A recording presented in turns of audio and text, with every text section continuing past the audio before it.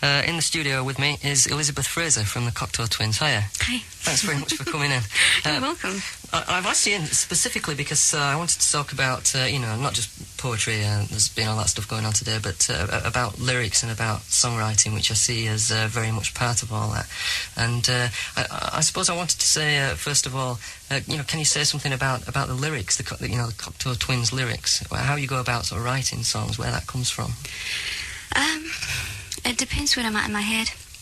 I mean, a song like Whale's Tales that you just played, the lyrics are words that I found by going through books and dictionaries written in languages that I don't understand.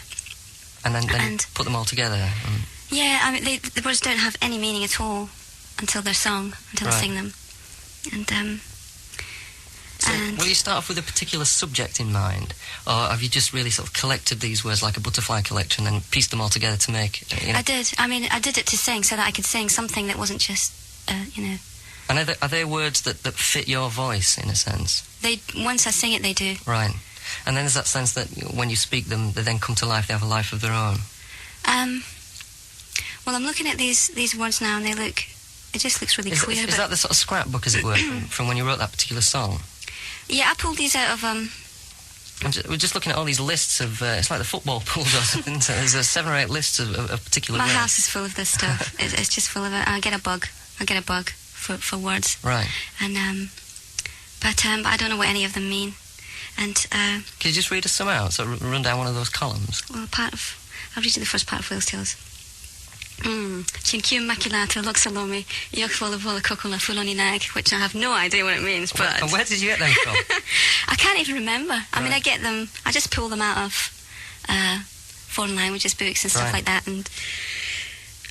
So you say that's the first part of Whale's Tales, what you've just been hearing. I think we've actually got a snatch of that. Maybe we could just play it in.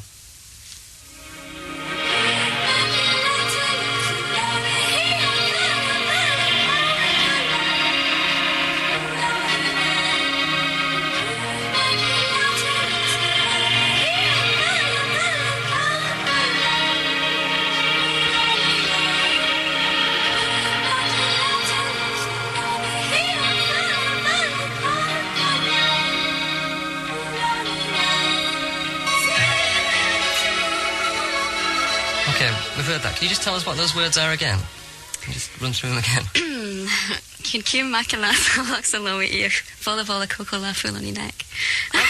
How do you remember that? I mean, when you get out there to sing. They do, and the melody, you just remember the melody. And I don't know, I just do. I just do. I mean, the music and the singing and the words created the feeling. And I had a freedom doing this that I didn't have singing English. And has your writing style changed since that time? Oh, yeah. I mean, I just didn't have the courage to sing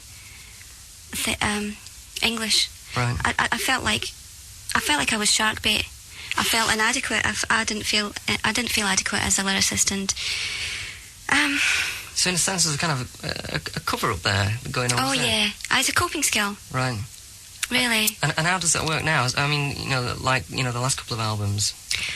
I may resort to this again. I mean, it just stopped working for me. It just did. Mm. And I found that when I tried to do this, I wasn't singing from my gut anymore. I wasn't. I just had to move on, and so I began to sing lyrics again that people would understand. Right. As in the lyrics on Heaven or Las Vegas and things like that. Yeah, I mean, there was still a bit of this kind of stuff going on then, sound rather than meaning. But I know Lawrence from Felt, I once heard him say that, they've got all these kind of jazzy titles for records and everything, and people say, is this poetry? Where do you get all this from? He says, these are just words that I found, and I've made most of it up. And but he just sounded so wonderful, he sounded so elegant and eloquent and everything. Yeah. He is.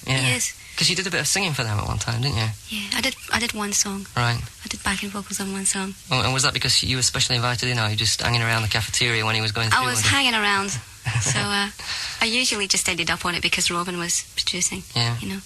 So what's going to happen to all these scrapbooks? I mean, they're brilliantly sort of conceived. And are you going to sell them to Austin University in Texas? Oh God, no. I mean, I don't want to know what they mean, because it's going to be ridiculous. I'm going to be singing about plum pudding and God knows what else. But it served a purpose. Yeah. I really got a freedom from it. And it worked. It did work for me. I remember sort of driving to work in the car, and I was playing your albums, and I was trying to kind of mouth these words, and I'm thinking, I'm sure there's something going on here that I'm not quite sure about, but I look like a goldfish there in the car, and sort of saying and screaming all these things.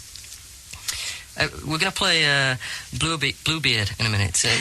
Is that a song with a particular subject that started out as a subject rather than a sort of sense? That album, For Calendar Cafe, was really... I knew I couldn't... I knew I had to... I was in a place where I needed to be more honest with myself, so I immediately knew I was going to be singing lyrics. A song like Bluebeard, the title is obviously very angry. Yeah. At the time, I felt very trapped, and I was feeling my feelings for the first time, basically. And I was experiencing old anger and new anger. 30 years of it, really, all at the same time, all at once. Bluebeard's not exactly a term of endearment, is it? Oh, no. But, and do you feel sort of untrapped by writing the song, then? Is it a kind of... It's not enough. It helps, but it's not enough. You need to do other things, You need to take action. But yes, it does help, especially because I really affirmed myself on this song.